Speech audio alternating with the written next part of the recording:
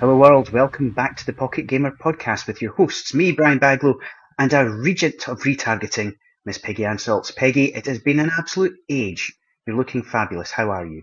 Thank you, Brian. It has indeed. It's been a lot of travel, a lot of places, even a touchdown at Google App Summit in Dublin. But it's interesting because wherever you go, you're hearing about the topics that we're covering here. So the topics we've been doing here, everything we've been doing on the podcast has been absolutely on the money. So who do we have today and what are we talking about? Today we're talking about retargeting because that is like the way to stop wasting spend. You re-engage smarter in a smarter way. You build player loyalty that lasts. And I had to look at it from both perspectives. So two experts in their own right.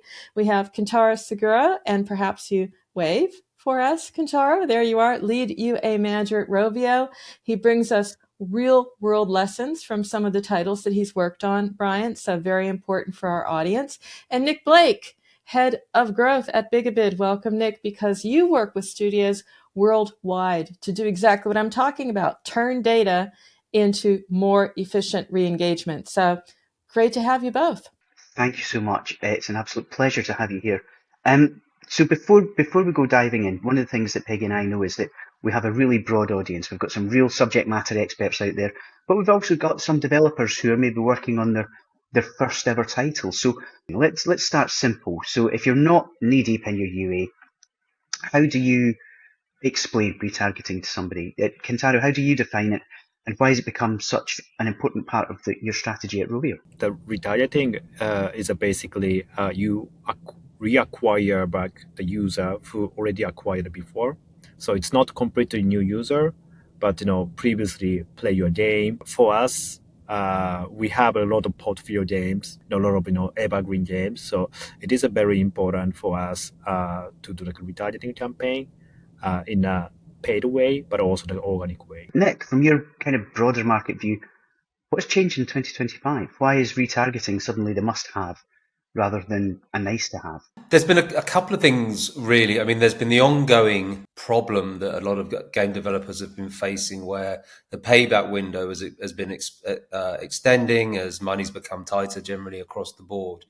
That means that, looking into LTV and smarter ways of investing that money and looking at things a bit more holistically has become important. And also, particularly this year, whereas previously, because of the problems with IDFA, a lot of people weren't doing any retargeting on iOS. There's been more probabilistic retargeting, so that's opened iOS back up, and that was, I say it's pioneered by Bigabid, but now it's available through a lot of other partners as well. This is just like one of those boxes you're going to need to tick in 2026. That must be a bit more surprising, at least maybe for you, Nick, because as you said, you were one of the first, but now it's a wave. Correct. Yeah, it's because it is so much. I mean, people want to be smarter with that spend. They want to, look at getting users back. These are people that at some point have engaged in your app. There is an element of I'm trying to optimize and enhance my overall spend and the LTV I've got with my users. So bringing them back and into your ecosystem is as important as going out to find those new users. So, Kentaro, to pick up on that point, about it's being as efficient as possible and minimising that kind of wasted spend. For Rovio, what does that actually look like? How do you go about it? Yeah, so again, our portfolio game, some of the game has 10 years history, and some of our player they used to play in a different device maybe 10 years ago, and they buy new phone maybe a week ago, and they just see as they download the game. So one of the challenge of the retargeting is data tracking. Because if they change devices or something, it's very difficult to track the data. So that's kind of the challenge we always facing on the retargeting side. And on the other side, we call it a reactivation. So basically, this means that someone download the game but stop playing. So we want them to come back to the game, and sometimes we show like a different creative, we more focus on like a new feature in the game, or some of the interesting event, and like we use several touch point stimulate them to come back to the game. That makes a whole lot of sense to me. I think that's one of the key things that I'm hearing is that if you have them in your ecosystem, value them and make sure that you are looking after them well. So, Nick, from your side, how do studios sort of deal with this ecosystem and recognize, maybe diagnose cannibalization? Is that something you're seeing a lot, and how do we tackle that? Yeah, I would say, Brian, that it's sometimes it's one of the objections that was there in the past with retargeting, and the belief possibly that the users would have come back organically, and that's where incrementality measurement is really important, and that's something that is allowing studios and developers to really evaluate the success of that and answer the question of would this user have come back without seeing an ad. We could do a show just about incrementality testing easily, and Kentaro, your learnings as well. But for those in our audience, again, because we want to teach, we want to make this actionable and doable because retargeting is such a hot topic. And they have to look at incrementality testing as a way as well to prove that it is working. So I'll start with you, Nick, about just applying a practical mindset to this problem. Do you have some thoughts about what they can do if they're not data scientists or don't have a huge team as they do at Rovio? Yes, that's again, that's a good way of approaching it. There are rabbit holes to go down here. There are multiple different approaches that can be taken, just from like geo splitting or PSA ads as well. But we take the approach of ghost bidding, or a holdout group, where you have a certain percentage of your audience that we would run through the dynamics of the auction, and then at the last minute not show an ad. It's difficult to do if you're doing this yourself. It's difficult to actually to make that effective. So asking one of your partners to do this for you, and with transparent reporting on it, is a far easier and actually more robust and statistically significant way of getting you the answers. I've heard about that. It's very important to not show the ad, but there are approaches where, I don't know, maybe the managers are messing up somewhere, but for some reason they go through the motions, and then that's what ruins the test because they essentially didn't go through it all the way. Yeah, correct. It's the other way, where the ad is being shown, as I said before, we'll be having the PSA ads, but in that case, you're actually having to spend on the ad, whereas with the ghost ad methodology, it's not costing you. It's costing you an opportunity cost, because there is an element of your users that aren't therefore being exposed to an ad, but not actually in the placement of the ad. But then you have better data and you have better results. That's the whole idea with the test. Kentaro, just following up on that, how have you been approaching this at Rovio? Are you a fan of the ghost ad, or how do you test, what's incremental and what isn't? Because it's that lift, those numbers, that matters. So what we do is, the first, we defined our target audience. So let's say non-payer inactive 30 days. Then we divide this audience into the two groups. So one is a control, another one is a variant one.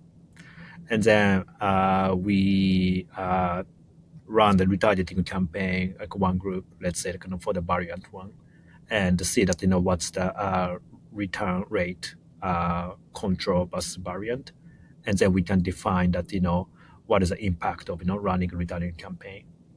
That's how we evaluate the incrementality of the retargeting campaign. So it's always that control group versus another. And I think that, Brian, this is something also that, our audience is going to be learning and doing more in the future as well. It's not just about segmentation, player types, player behavior. It's what happens if we don't do anything at all, opposed to what happens if we do focus on this, if we do reignite this relationship with our players.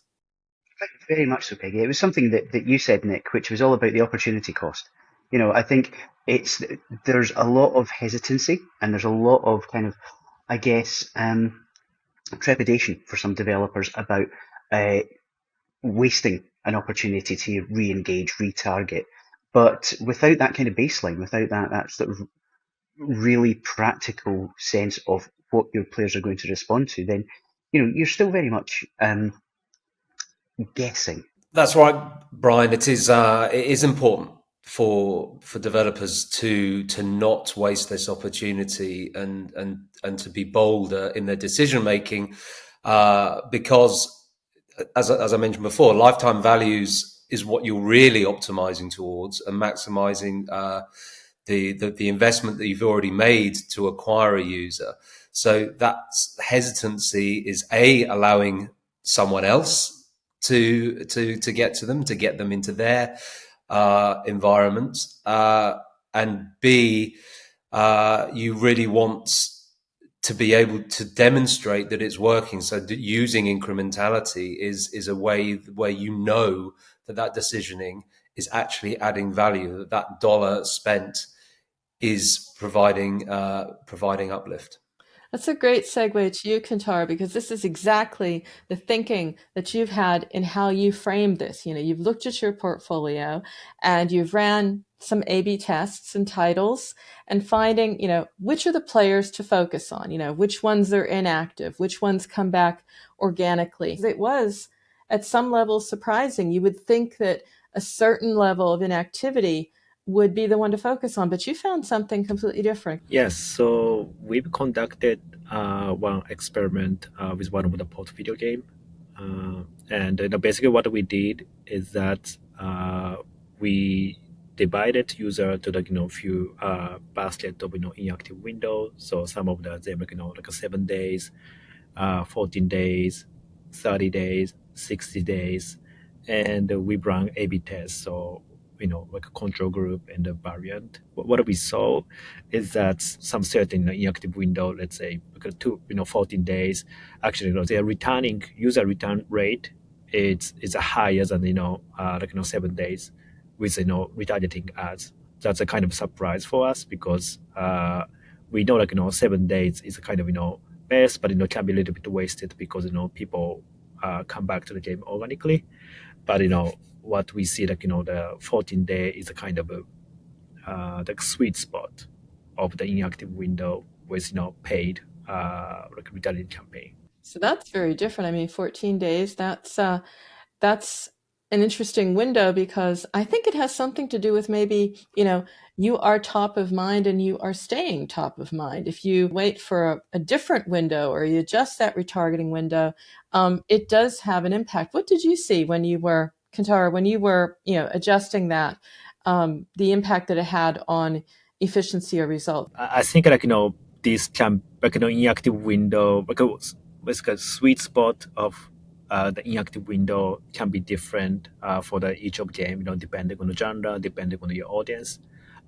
So I think that one of the most important lesson from this experiment is that different inactive window can work in a different way. So we need to experiment and we need to find out what is an optimal setup for each of games. Nick, so from your perspective, if you look across different genres, types of game, are you seeing a similar pattern, or does the timing of when to re-engage depend on genre, game, target audience, etc.? I hate to be it depends, but it really does, unfortunately. The success of the game, the genre, where are people tending to drop off? There might be a particular stage within a game that becomes less appealing to the user and they're dropping off there. if you're finding that out, it's probably a good idea to do some development on the game and try and get them to overcome that. But it really does depend on the data that we're seeing and that we would see. The advertisers are sending us postbacks where we can then fully analyze where we see the users in that flow, and then we can understand and segment them in different ways, and then you would have different messaging to different users. Some, it might be, we might have some very long idle days of 180 days plus or even longer. Some, it will be quicker. They might have downloaded the game, got this, life happens, got distracted, something like that, and then didn't get back to it. So you bring them back. There really are different strategies and nuances that will depend ultimately on the particular users of that game. For the smaller teams out there, without necessarily the sort of the data resources that you have, is there an easy way for them to begin to identify their own kind of sweet spot for their particular game or portfolio? Typically, looking at 7 to 14 days plus is quite a common one. 3 to 7 again, it is a reasonably common one as well. But just starting there and seeing the effectiveness of it, again measuring it well, so that you do see the value, you understand the value and what that's bringing back. But it would be start and test and then move on to the next one if you're a small developer. We have some benchmarks there. We're hearing 14 days from Kentaro. We're having even 3 to 7. You're mentioning, Nick. I've heard some people say you start retargeting the moment you acquire. So there's a lot of different models to consider, but I think the message here, Brian, throughout is saying exactly that. Consider your model and start testing and looking, because you've acquired them and you can keep them. It's just a matter of nudges in the right way at the right time. Exactly so, Peggy. And we do hear this a lot. Be aware of your data, focus on your player, do everything you can to keep them engaged and to make sure they feel special and lovely and warm and welcome. That's it. Don't miss an opportunity. And Kentaro, that's exactly it, because it comes down to the creative. You don't have to reacquire them and tell them all about the game. They know about the game. They were in your game, and so you have to show them something different or say it in a different way. And you have a great example on one of the games that you were working on. Tell me a little bit about what made that work for you. We've changed the icon on the devices, and then on the next day, we see returning users and the previous update, and I think that's it's a great way for the kind of reactivation organically. And I've seen some of the developer, mainly hyper casual or evergreen type of game developer, they doing this kind of stuff. Each of updates they introduce a new icon, which looks like the different from the previous icon. So then you can imagine you download a game maybe months ago, and you're checking the devices and see that you see unfamiliar icon. And that caught your attention, right? And you might tap it, and then you return to the game, and you see what's that new update, and you may play the game again, right? So I think that's kind of behind logic behind, but that's kind of the simple change can affect on the organic returning user rate. And what did you see? What was the boost in organic returns? We saw 2 to 3 times more organic returning user. That's significant enough, and that's we are kind of convinced okay, we have to change the icon every time for the new update or important event, because we don't want to miss these organic return users. That's such a clever move, and for such a small sort of creative outlay. And speaking from experience, I've got Duolingo currently guilt-tripping me into going back to learning German by a series of increasingly bleak icons on my phone. Yes, I absolutely feel that. It's a great approach, Kentaro. Nick, what trends are you seeing in how games and studios are refreshing their visuals. If there's a particular event or an upgrade that you've done within the app as well, that's a timely way to remind people of what's happening, and feeds very well into your development cycle. But definitely, like, just small creative changes and copy changes can shift the needle quite a lot in terms of improving CPI and conversion rate. Ultimately, the key to it is the volume of testing and tests, having a strong cadence and test and learn. Obviously, it's going to depending on developer and size of team and ability to produce and iterate some of the creative. Again, a lot of your partners will be able to assist you on that front as well. It's very, very important to change different things, and we see lots of changes in characters, icons, anything like that will then improve. But just anything that gets over ad fatigue. These are doable things. Yes, that's, I think, the good news here. And AI is making them even more doable. So. But it is the point that it is about the creatives, and you have like this wonderful palette at some level, Kentaro. If you can look at icons, you could look at videos, playables, everything. Maybe you can share a little bit the formats, the approaches that you've seen give you the strongest lift. We heard about the icon, but I'm sure that being encouraged by that, you're experimenting with others. What can you share? Yeah, so in terms of format, maybe Nick knows better than me, and this always depend on partner you work with. So DSP partners or network partner, they can work on video and also playables. But I think the most important thing is more like a message here. So we've created one static animated creative with reward. And it works pretty well. You can imagine you have some of the gems or coin, and come back to the game, you get this. I think it's more for the retargeting campaign. The format is, of course, it's important, but also message.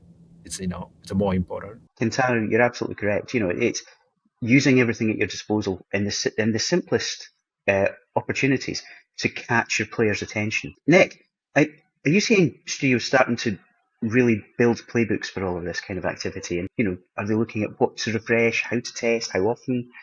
Or is it just still very much sort of case by case? Some of Kentaro's titles, they've got some incredibly well-known characters that are, are huge assets.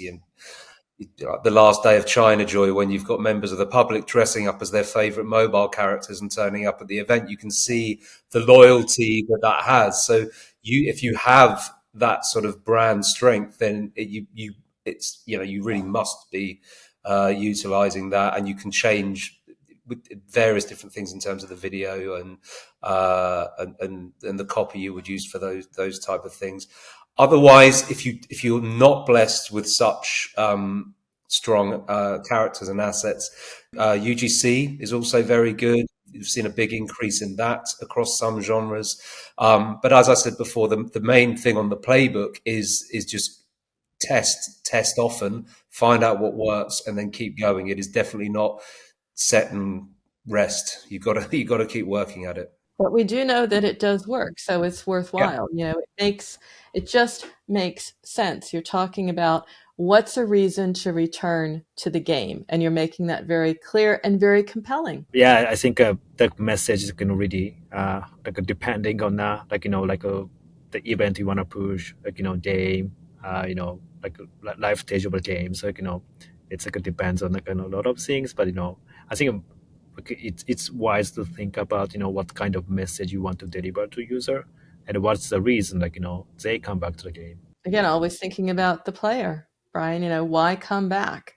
Don't sell it again. What I'm hearing from both of our guests is it's not about reacquiring users. It's about reminding them why they were there in the first place, what they loved about the game. Is that fair, Kentaro, Nick? Is that kind of what you're seeing? Is that your approach? It's just, hey guys, we're here. This is really fun. You should play us again. Exactly. Yeah. People get distracted. People have a lot of options. People forget, and there's a recency bias to everything. So if you can remind someone why, make it top of mind that you used to enjoy spending time in, within our app, within this type of game. That's just giving them that jolt to come back. Segmentation does come back there at some level. And in Prep Kentaro, you called it your secret weapon. So I'm intrigued, right? What are some of the combinations you can share of audience and creative, maybe that you've tested on some of your titles or proven most effective at Rovio? So I think segmentation is one of the most important factor for retargeting campaign, because this is something like a game developer can control and ask partner, hey, this is a list of audience we wanna target. So of course, there's also involvement from the network side, but still, we have so much control on that, which audience we want to bring them back, and what's the expectation from these audience, what's LTV expectation, what is returning rate. That's something that we have more control. So this is why I think that segmentation is really important for the retargeting campaign. Just adding on to what Kentaro said, working with your partner DSP, it's important that there is an element of trust within data sharing. The DSP understands exactly who are the best users and where do they sit, and having that visibility will mean that your retargeting dollars are being used effectively. So sharing postbacks is not something that is becoming more acceptable. It was something that people were quite protective about in the past, and we do see it, and for understandable reasons. I mean, in gaming, it's a bit easier. I know that in fintech or some other areas, there are some other difficulties around data compliance. But working with your partner on that and treating it like a partnership, whereas you're both working together ultimately to maximize the lifetime value that you're getting from your users. Nick, I just wanted to pick you up on that. So you mentioned lifetime value, but when you look across your clients, how big a factor is the actual game lifecycle when it comes to retargeting? Is this something that you can apply across the entire duration of a game, whether it's years or decades, or are there other bigger drivers affecting the success of any retargeting? I mean, game life cycle is definitely important, and we work with developers and on titles that are old. They've been around a long time. There's some of the classics that most people will have played, but there's still value in getting those users back for the developers. So that's definitely there. Sometimes, if a game is pretty new and your UA spend is pretty big, you tend to see people staying away from that, and they'll wait till it's had a little bit more longevity before they start to bring retargeting back into play properly. But as for it being the biggest factor, it's certainly right up there. And ultimately, is the user base big enough? Do you have enough monthly active users or daily active users to be able to statistically get the best returns and make it worth your while? How about you, Kentaro? I mean, he's talking about the life cycle, and that's a huge factor. It is about extending the game life cycle. And of course, it's tougher than ever to launch a breakout hit from the get-go. So, how does this figure in how you approach bringing players back? I think segmentation is important. So we wanna bring back a payer or well user, or non-payer but engaged user.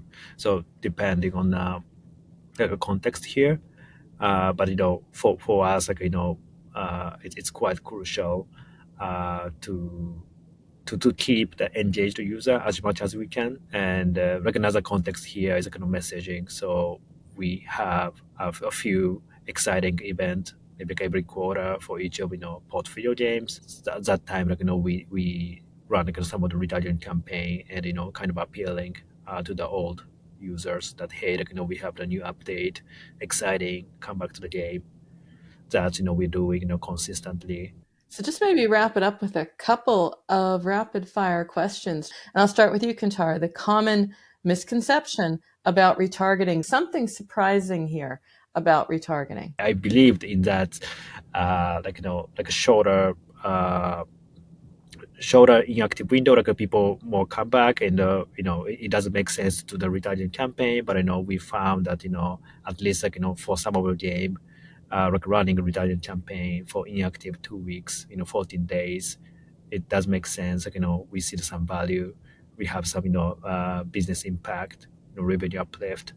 So that's kind of a surprise for me, and that's kind of makes me think that okay, each of the game has a different setup. We need to test, test until find the optimal setup. He was surprised by that window. It's 14 days. That means go all in because there's a lot to gain. Where do you see studios under investing right now when it comes to re-engagement, and what is your message to them based on that? Yeah, over investing is probably because they're not measuring it properly. But I would say that they might also be doubling down on preconceived ideas of what works. And we've talked about the life cycle of the game and how that develops. Well, as that develops, so will the different user segments that you should be looking at. So measuring incrementality is a very important part of that.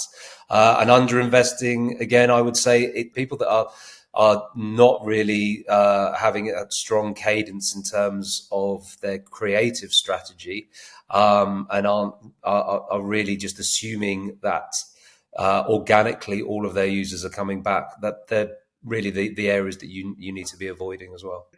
Gentlemen, it's been an absolutely fascinating discussion. It's an area that we don't hear nearly enough about when it comes to, making sure that your game can compete effectively and survive in today's ultra-competitive market. And I think there's an awful lot in there for our listeners to take away. However, we do have to bring things to a close. But before we let you go, there are two questions we ask all of our guests, and I'm going to ask you both the same, which is, what is it that you're playing right now when you maybe should be working and focusing on retargeting? So what's obsessing you right now? Doesn't have to be mobile. And then second question is your favourite game of all time. So, Kentaro, can we come to you first? I'm a dad and have 3 years old daughter, so probably that's kind of the game I'm playing now, and I'm spending most of time. I hear you. So I have a 9-year-old son, so it's like everything is Roblox. Yeah, like she's very into the Elsa, like Disney cartoons. And so favourite game of all time. I'm from Japan, so I grew up with like Nintendo, Sega, Capcom, Namco, and yeah, like I like Pokemon, like as a Japanese boy. I also like some of Sonic title, but maybe all titles. That's my favorite. They're very good choices, Oh, and yes. look at your hosts. It's like we are of a similar vintage. We were there. Sonic Yeah. One, so great choices. Thank you very much. And Nick, how about yourself? At the moment, I'm playing a game called Pocket Champs. It's a sort of a game where you get this little character to play different games. It was like sat at home and saw my son playing it, and then I downloaded it and stuff. And my favorite game of all time is Grand Theft Auto, and I am very, very much looking forward to GTA 6 when that comes out. Probably more excited about that than I should be. I was there. It's GTA 1. I was the writer, Nick. So I left before it got good, but I understand it's gone on to do quite well without me. So It's not bad. I think their revenues are not bad. Yeah. yeah, it seems to have a bit of a cult following. I think it's fair to say. Well, gentlemen, that is fantastic. Thank you again for all of your time, for bringing your expertise and insight into the whole retargeting topic. And I do think there's going to be an awful lot for our audience to unpack. Absolutely. I just want to also a big +1 for me because this is going to be a top topic, Brian. This isn't the last time we're going to look at it. And it is important in 2026 because all wins count. So thank you so much for giving us a blueprint, a little bit of a playbook to follow as we move in and take advantage of this opportunity. Thanks so much. Thank you. Yeah, thank you. This show is all about how to do your job better, how to make an amazing game, how to market it, and you have a say. So if you have a story or know someone we need to shine a light on, then we would love to hear from you. We want to hear from you. We want to reflect the reality of the mobile games market in all its wonderful complexity and strangeness. So if you have any suggestions for us, if you have any feedback for us, you can always get in touch. You can email us at podcast@PocketGamer.biz. You can find us on Twitter @PGBiz, and you can reach out to us through the PocketGamer.biz website. If you're interested in listening to all of our podcasts, you can find them at PocketGamer.biz/podcast, and we would love to hear your thoughts on future shows. And we've got you covered on all the major platforms, so subscribe to the audio podcast, as Brian said. Look for us on YouTube. If you want to read it, hey, you can do that too, because we have a companion post for you as well on the PocketGamer.biz website. Tune in again for the next edition of the PocketGamer.biz podcast, and we look forward to speaking to you in the near future. Until then, I'm Brian Baglow. I'm Peggy Salz, and that's a wrap until next week.